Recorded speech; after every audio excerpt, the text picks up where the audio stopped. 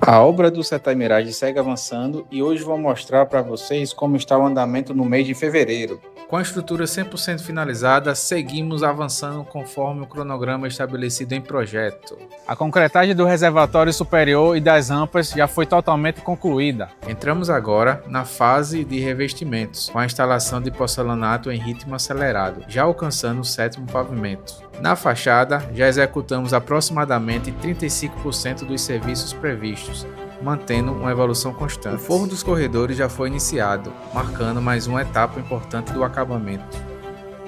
As instalações elétricas e hidrossanitárias também avançam, já estão no 30º pavimento. Neste momento, iniciamos a desinstalação da grua, abrindo caminho para a fase final de acabamento dos postos de elevador.